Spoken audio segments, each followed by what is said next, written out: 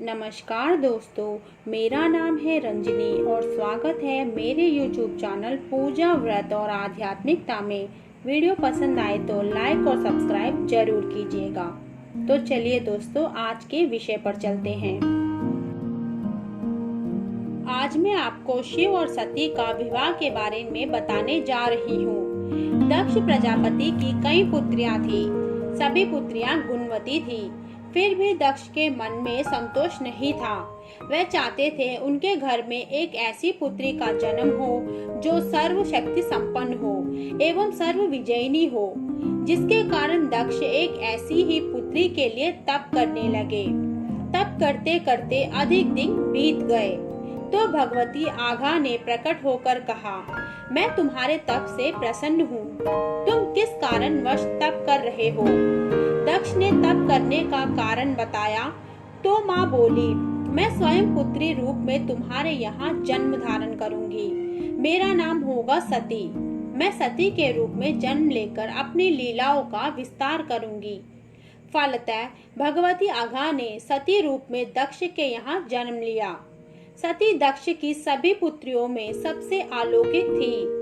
सती ने बाल्य अवस्था में ही कई ऐसे अलौकिक आश्चर्यचकित कार्य करने लगी कि सब देखते रह गए, जिन्हें देखकर तो स्वयं दक्ष को भी विस्मयता होने रहती थी। जब सती विवाह योग हो गई तो दक्ष को उनके लिए वर की चिंता होने लगी। उन्होंने ब्रह्मा जी से इस विषय में परामर्श किया। ब्रह्मा जी ने कहा, सती आघा का अवतार है। आघा आदि शक्ति और शिव आदि पुरुष है। अतः सती का विवाह के लिए शिव ही योग्य और उचित वर है। दक्ष ने ब्रह्मा जी की बात मानकर सती का विवाह भगवान शिव के साथ कर दिया। सती कैलाश में जाकर भगवान शिव के साथ रहने लगी। भगवान शिव के दक्ष के दामाद थे, किंतु एक ऐसी घटना घटित हो गई जिसके कारण दक्ष के हृदय में भगवान शिव के प्रति बैर और विरोध भाव पैदा हो गया। एक बार देवलोक में ब्रह्मा ने धर्म के निरूपण के लिए एक सभा का आयोजन किया था। सभी बड़े बड़े देवता सभा में एकत्र हो गए थे। भगवान शिव भी इस सभा में बैठे थे। सभा मंडप में दक्ष का आगमन हुआ।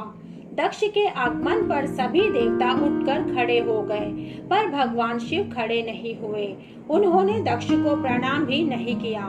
फलतः दक्ष ने अपमान का अनुभव किया। केवल यही नहीं, उनके हृदय में भगवान शिव के प्रति ईर्ष्या की आग जल उठी। वह उनसे बदला लेने के लिए समय और अवसर की प्रतीक्षा करने लगे। एक बार सती और शिव कैलाश पर्वत पर बैठे हुए परस्पर वार्तालाप कर रहे थे।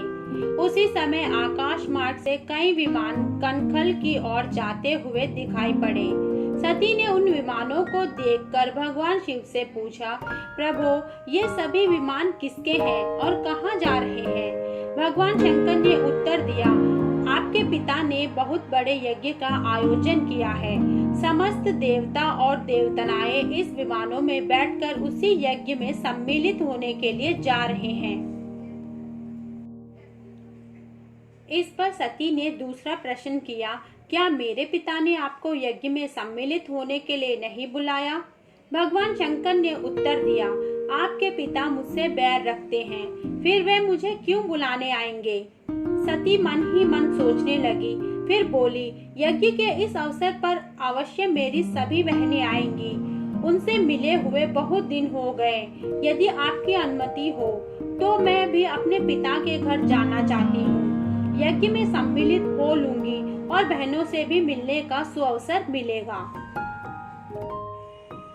भगवान शिव ने उत्तर दिया, इस समय वहाँ जाना उचित नहीं होगा। आपके पिता मुझसे जलते हैं। हो सकता है वे आपका भी अपमान करे।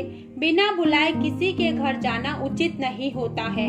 इस पर सती ने प्रश्न किया, ऐसा क्यों?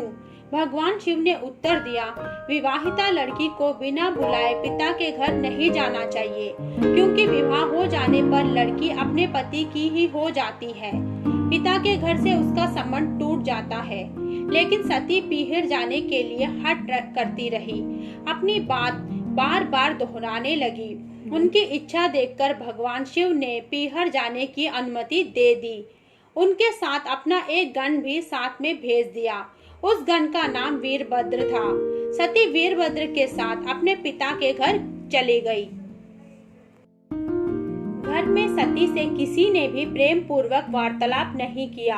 दक्ष ने उन्हें देखकर कहा, तुम क्या यहाँ मेरा अपमान कराने आई हो? अपनी बहनों को तो देखो, वे किस प्रकार भांति भांति के अलंकारों और सुंदर वस्त्रों से सुसज्जित है। तुम्हारे शरीर पर मात्र भांग भर है। तुम्हारा पति शमशानवासी और भूतों का नायक है। वह तुम्हें भांग भर छोड़कर और पहना ही क्या सकता है। दक्ष के कथन से सती के हृदय में पश्चाताप का सागर उमड़ पड़ा। वे सोचने लगी, उन्होंने यहाँ आकर अच्छा नहीं किया। भगवान ठीक ही कह रहे थे, बिना बुलाए पिता के घर भी नहीं जाना चाहिए। पर अब क्या हो सकता है, अब तो आ ही गई हूँ। पिता के कटु और अपमानजनक शब्द सुनकर भी सती मौन रही। वह उस यज्ञ मंडल में गई जहाँ सभी देवता और ऋषि मुनि बैठे थे तथा यज्ञ कुंड में धू धू करती जलती हुई अग्नि में आहुतियां डाली जा रही थी। सती ने यज्ञ मंडप में सभी देवताओं को तो भाग देखे, किंतु भगवान शिव का भाग नहीं देखा। वे भगवान शिव का भाग न देखकर अपने पिता से बोली, पितृश्रेष्ठ, यज्ञ में तो सबके भाग दिखाई पड़ रहे हैं, किंतु कैलाशपति का भाग नहीं है। आपने उनका भाग क्यों नहीं रखा? दक्ष ने गर्व से उत्तर दिया, मैं तुम्हारे पति शिव को देवता नहीं समझता। वह तो भूतों का स्वामी, नग्न रहने वाला और हड्डियों की माला धारण करने वाला है। वह देवताओं की पंक्ति में बैठने योग्य नहीं है। उसे कौन भाग देगा? सती के नेत्र लाल हो उठे, उनकी भौहें कुटिल हो गई, उनका मुखमंडल प्रलय के सूर्य की भांति तेजोदीप्त हो उठा। उन्होंने पीड़ा से तिल मिलाते हुए कहा, ओह, मैं इन शब्दों को कैसे सुन रही हूँ? मुझे धिक्कार है। देवताओं, तुम्हें भी धिक्कार है। तुम भी उन कैलाशपति के लिए इन शब्दों को कैसे सुन रहे हो, जो मंगल के प्रतीक है और जो क्षण मात्र में संपूर्ण सृष्टि को नष्ट करने की शक्ति रखते हैं। वे मेरे स्वामी हैं। नारी के लिए उनका पति ही स्वर्ग होता है।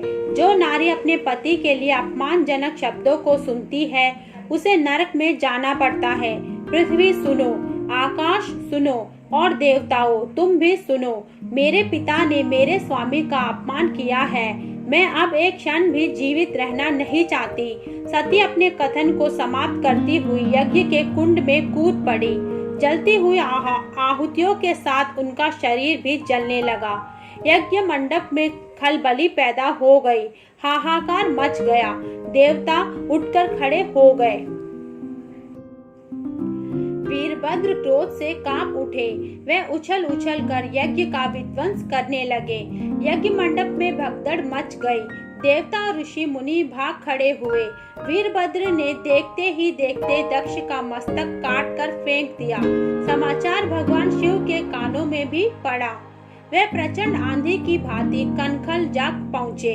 सती के जले हुए शरीर को देखकर भगवान शिव ने अपने आप को भूल गए। सती के प्रेम और उसकी भक्ति से शंकर के मन को व्याकुल कर दिया। उन शंकर ने मन को व्याकुल कर दिया जिन्होंने काम पर भी विजय प्राप्त की थी और जो सारी सृष्टि को नष्ट करने की क्षमता रखते थे। वे सती के प्रेम में खो गए, बेसुध हो गए। भगवान शिव ने उम्मत की भांति सती के जले हुए शरीर को कंधे पर रख लिया। वे सभी दिशाओं में भ्रमण करने लगे। शिव और सती के इस अलौकिक प्रेम को देखकर पृथ्वी रुक गई, हवा रुक गई, जल का प्रवाह भी ठहर गया और सब चीजें रुक गई। देवताओं की सांसें भी रुक गई। सृष्टि व्याकुल हो उठी। सृष्टि के प्राणी पुकारने लगे, पाहिमाम पाहिमान। भयानक संकट उपस्थित देखकर सृष्टि के पालन भगवान विष्णु आगे बढ़े। वे भगवान शिव की बेसुधी में अपने चक्र से सती के एक एक अंग को काट काट कर गिराने लगे। धरती पर 51 स्थानों में सती के अंग कट कट कर गिरे। जब सती के सारे अंग कट कर गिर गए तो भगवान शिव पुनः अपने आप में आए। जब वे अपने आप में आए तो पुनः सृष्टि के सारे कार्य चलने लगे। धरती पर जिन 51 स्थानों में सती के अंग कट कर गिरे थे, वह ही स्थान आज शक्तिपीठ के स्थान माने जाते हैं। आज भी उन स्थानों में सती का पूजन होता है, उपासना भी होती है। दोस्तों, यह थी मेरी छोटी सी प्रयास इस विषय पर। एक नए विषय के साथ फिर आपके सामने हाजिर होंगी जल्द। आशा करती हूँ कि आप लोगों को यह विषय पसंद आया होगा। अच्छा लगे तो लाइक और सब्सक्राइब जरूर कीजिएगा। धन्यवाद और नमस्कार।